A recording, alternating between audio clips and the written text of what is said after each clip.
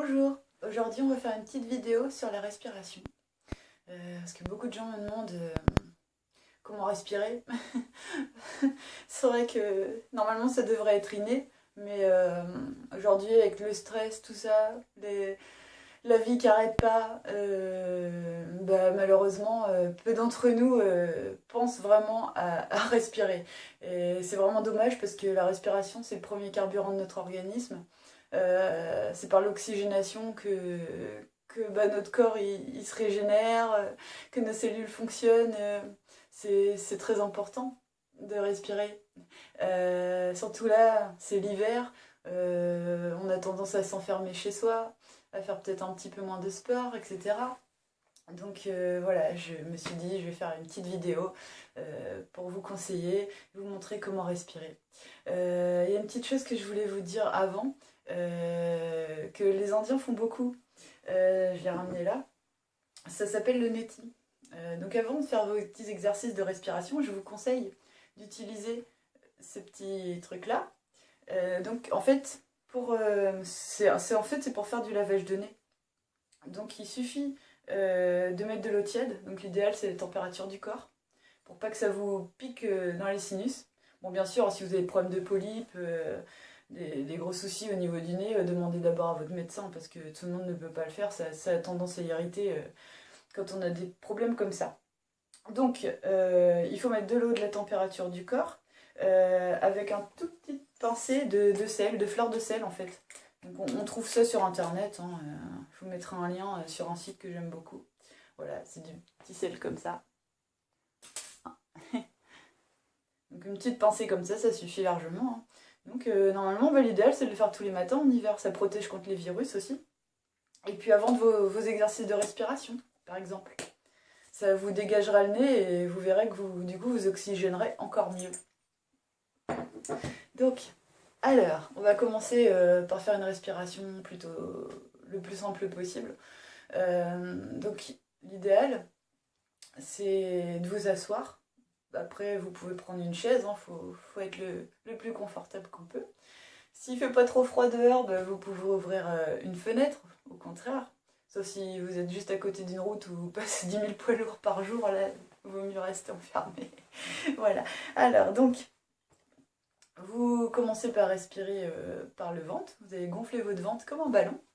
Ensuite, vous allez vous allez sentir que ça va monter. Et vous allez remplir après les poumons. Le diaphragme va se soulever. Vous allez remplir va descendre plutôt. C'est un truc bizarre, mais si vous regardez un peu comment ça fonctionne, c'est le diaphragme qui se relâche quand on respire et qui se contracte quand on expire. Alors que beaucoup de gens pensent que c'est le contraire. Donc vous gonflez vos poumons, après vous allez voir vos épaules vont monter, donc il faut vraiment inspirer à fond. Au début, faites-le doucement parce que c'est vrai que les gens ont tendance à vouloir y aller trop fort au départ. Et quand on n'est pas habitué, on peut vite être en hyperventilation, d'avoir des fourmis dans les mains, voir un petit peu des étoiles. Donc il faut vraiment le faire tranquillement au début en tout cas. Donc je vais vous montrer. Alors vous commencez par inspirer. Et sentir, ça monte, ça monte. Une fois que c'est bien plein,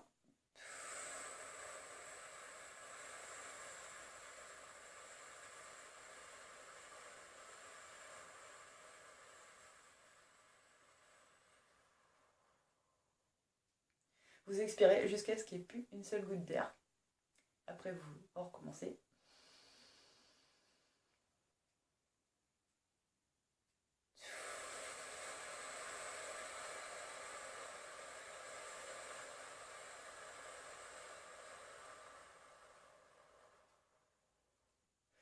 C'est pareil, si vous arrivez à être dans une pièce calme, c'est l'idéal. Vous éteignez votre téléphone, vous essayez de faire vraiment une petite pause dans la journée pour vous relâcher. Ça va vous faire du bien. Donc, si vous avez la chance d'avoir une pièce pour faire ça, ou même dans votre chambre, n'importe où, mais être calme, vous pouvez mettre un petit peu de musique. Et puis quand vous faites vos respirations, vous pouvez aussi fermer les yeux. Ça va vous permettre de mieux vous concentrer, surtout au début. Vous imaginez l'air qui rentre, qui ressort. Vous pouvez aussi imaginer un air lumineux qui rentre, qui oxygène vos cellules, qui vous fait du bien, comme un petit nectar divin. Vous pouvez expirer aussi si vous avez du chagrin ou de la colère. Vous pouvez aussi, quand vous expirez, imaginer qu'il y a un nuage noir qui ressort avec tout ce qui n'est pas bon. Et vous allez voir, ça va vous faire vraiment du bien. Donc voilà, alors on recommence.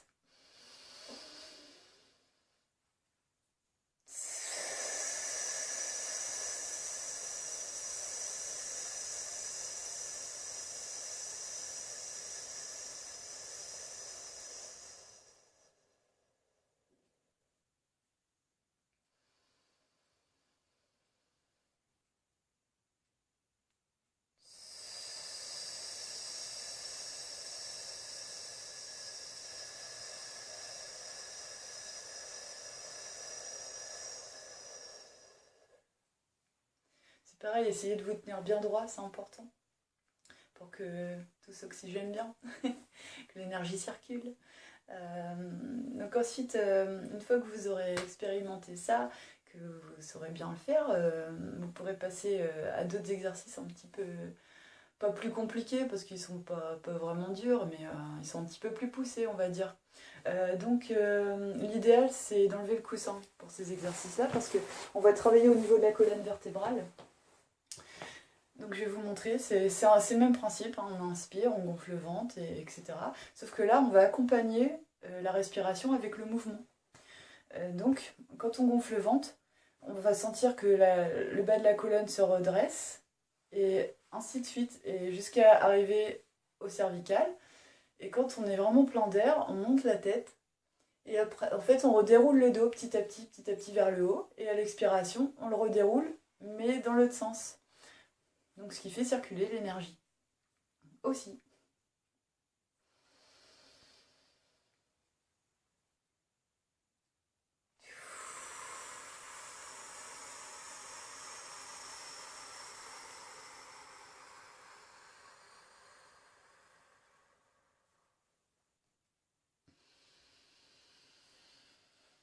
On déroule et on enroule. Tout pareil jusqu'à ce qu'il n'y ait plus d'air dans le ventre, bien rentrer le nombril dans la colonne. Ça va masser les viscères, les intestins. C'est très bon pour les gens qui souffrent de constipation. Par contre, j'ai oublié de vous dire, c'est vrai que si vous souffrez de troubles cardiaques, etc., il vaut mieux d'abord voir avec votre médecin, hein, parce que ça faut y aller. C'est pour ça que je dis c'est important d'y aller doucement. Bon, ça fait du bien à tout le monde, mais selon les problèmes de santé qu'on peut avoir, il faut vraiment faire attention. Vous faites pas du mal, le but c'est de vous faire du bien. Hein. Voilà, alors donc on recommence, on va relever.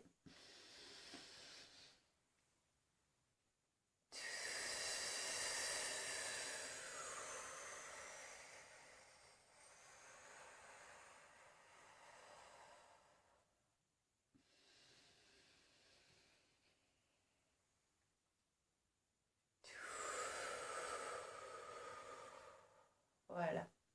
Pareil pour les problèmes respiratoires, hein, l'asthme, l'emphysème, etc.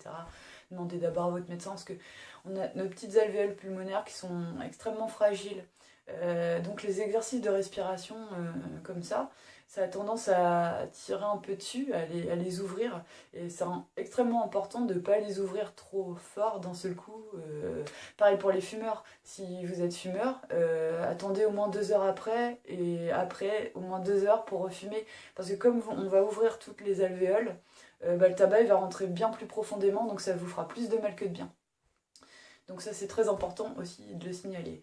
Euh, donc ça, voilà, on a vu 2 exercices un petit peu de base. Ça, vous pouvez le faire 5-10 minutes par jour.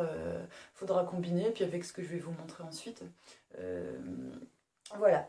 Alors, donc ensuite, un exercice qui est pas mal aussi, et là on va travailler plus au niveau du poumon droit, du poumon gauche. On va ouvrir la cage thoracique en fait. Puis ça fait de l'exercice aussi pour les bras, vous allez voir. Mais c'est doux, hein, ça fait du bien. Que du bien. Alors, voilà, donc on va commencer par mettre les mains comme ça.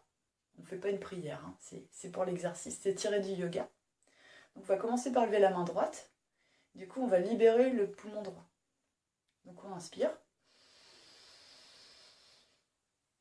On monte, on monte, on monte, on monte, comme si on voulait chercher un trésor précieux tout en haut du ciel.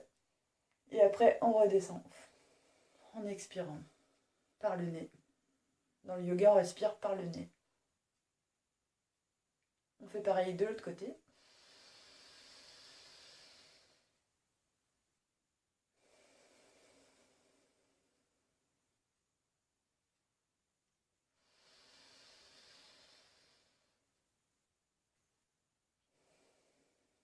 Ça masse les flancs aussi, sur les côtés, ça étire tout, ça fait du bien.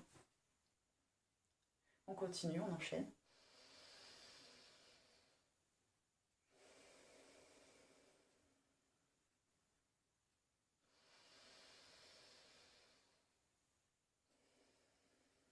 Après, on refera tout l'enchaînement sans parler pour se détendre.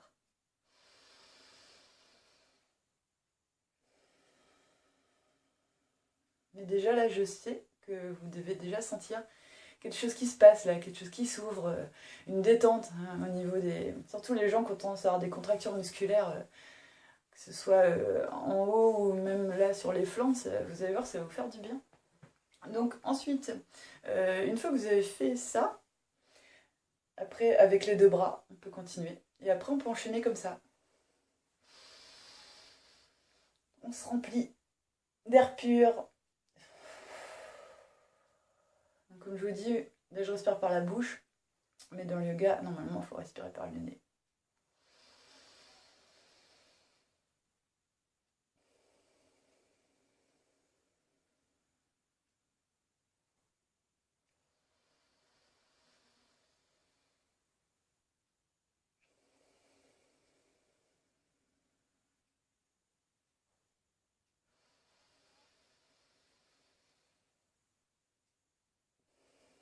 Vous sentez comme ça fait du bien? Voilà. Bon, pour terminer, je vais vous montrer un autre exercice, pareil, qui est tiré du yoga, ce qu'on appelle les exercices de respiration, on appelle ça pranayama. Donc, l'idéal, c'est de faire 3 suites de chaque narine, vous allez comprendre. Donc, il faut prendre le pouce et ces doigts-là, je ne sais plus comment il s'appelle, l'annulaire, oui, c'est ça, l'annulaire. Pour vous aider, si vous voulez, après, si vous fermez les yeux, vous pouvez placer vos mains ici. Mais au début, regardez-moi, ça va être plus facile. Donc vous pouvez boucher la narine droite et vous allez inspirer par le nez. D'où l'utilité d'utiliser le neti pour bien dégager les voies respiratoires. Donc on commence, on inspire, on se met bien droit. On inspire par la narine gauche et on met le pouce sur la narine droite. Ça va travailler au niveau des canaux subtils qu'on appelle Ida et Pingala, qui sont de chaque côté du canal central en fait. Je ne sais pas si vous connaissez les chakras, on aura l'occasion d'en reparler, je ferai d'autres petites vidéos. Donc, on inspire.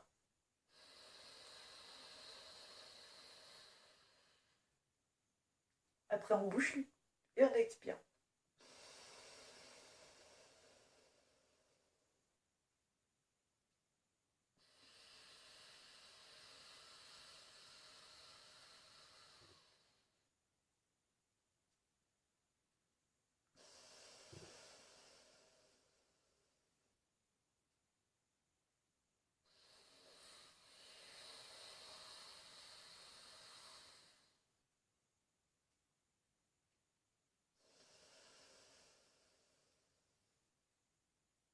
On vide toujours bien, hein, jusqu'à qu'il n'y ait plus une goutte d'air.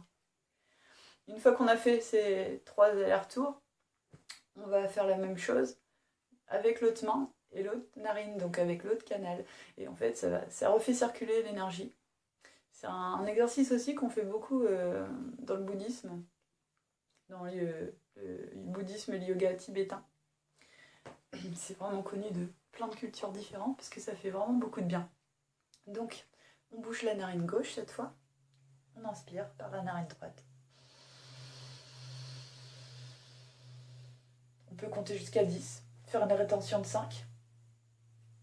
Et après, on expire. Jusqu'à 10 aussi.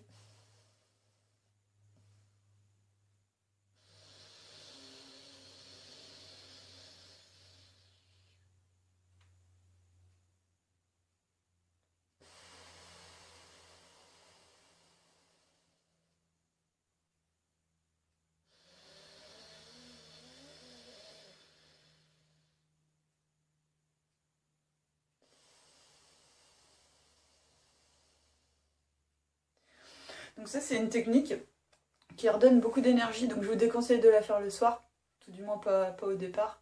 C'est bien de le faire vers midi. Par exemple, si vous avez le petit coup de barre avant de reprendre le boulot, vous pouvez le faire, vous allez voir, ça va vous donner un petit peu la patate. C'est très bon pour la respiration. C'est pareil, au début, vous allez voir, moi, par exemple, je tousse un peu. Bon, je sais, c'est pas bien, mais je suis fumeuse. Moi, j'essaie d'arrêter, hein. Et bon, ça fait. J'ai pas fumé depuis 2 heures. Je fais toujours très attention, je fume pas beaucoup, mais c'est pas bien, je sais. Donc, et on sent, là, je sais pas si vous entendez, mais j'ai la voix qui raille un peu. Et en fait, quand on fait ça, il y a un nettoyage qui se fait aussi. Donc ça, quand on fait du yoga ou beaucoup d'exercices de respiration, ça nettoie. Ça enlève tout le mucus, tout ce qui est pas bon, quoi. Voilà. Donc, d'où ma voix qui raille. Qu'est-ce que je voulais dire d'autre? Bah, je pense que j'ai fait le tour. Non, on va re-enchaîner l'exercice pour vous montrer, hein, qu'on le fasse ensemble. Et puis après, bah, l'idéal, c'est de le faire tous les jours. Plus vous le ferez régulièrement, plus il y aura des bénéfices sur votre morale, sur votre respiration, sur votre mine aussi, parce que quand on s'oxygène bien, bah, on a meilleure mine, hein. Ça joue sur tout. Comme je disais, c'est le carburant, le premier carburant de l'organisme. Le deuxième, c'est la nourriture, mais ça, on aura l'occasion de reparler. Je vous donnerai aussi mes petits conseils là-dessus. Voilà, donc on reprend. On va refaire le premier exercice. Je reprends mon petit coussin. Donc la respiration calme, lente. C'est parti.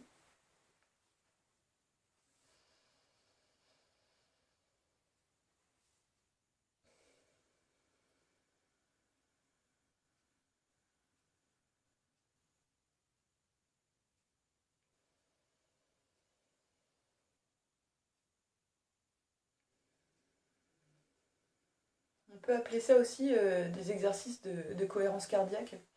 Euh, donc pour les gens qui ont tendance à avoir des palpitations, des troubles du rythme, mais pareil, ça, pour faire ces exercices-là, il faut demander l'autorisation à votre médecin, c'est important.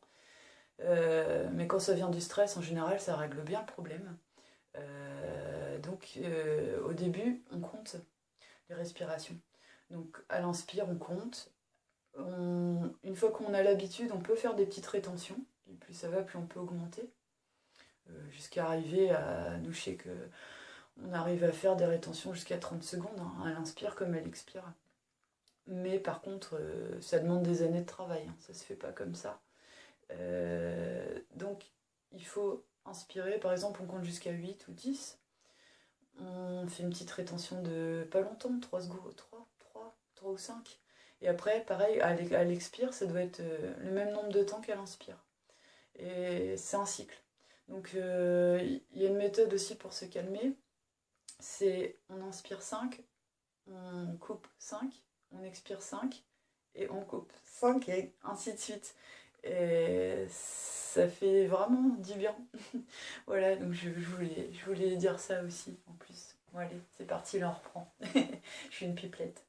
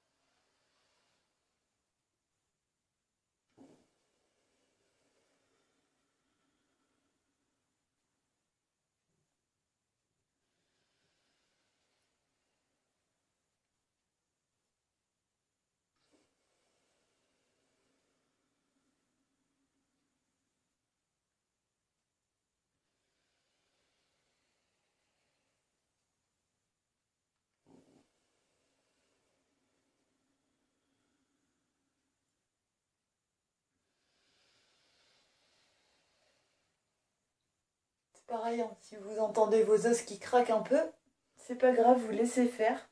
C'est la colonne qui se décompresse un petit peu, qui se remet en place. Pareil, ne jamais forcer, hein. Faut vraiment y aller tout en douceur.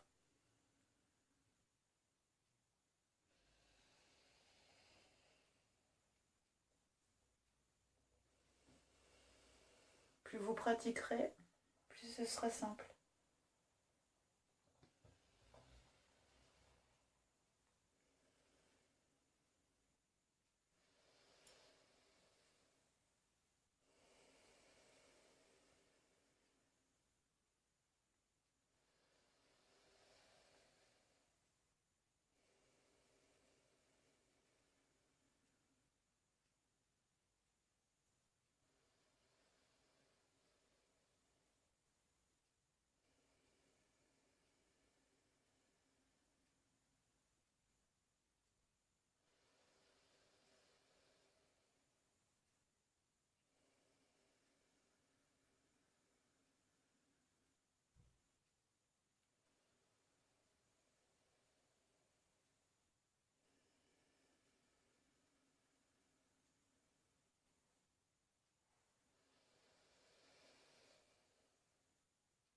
On peut rajouter le sourire aussi. Ça fait du bien.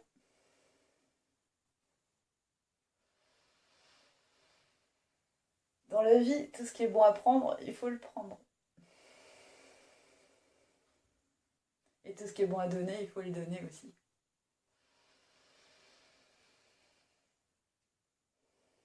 D'ailleurs, on est plus heureux en donnant qu'en recevant.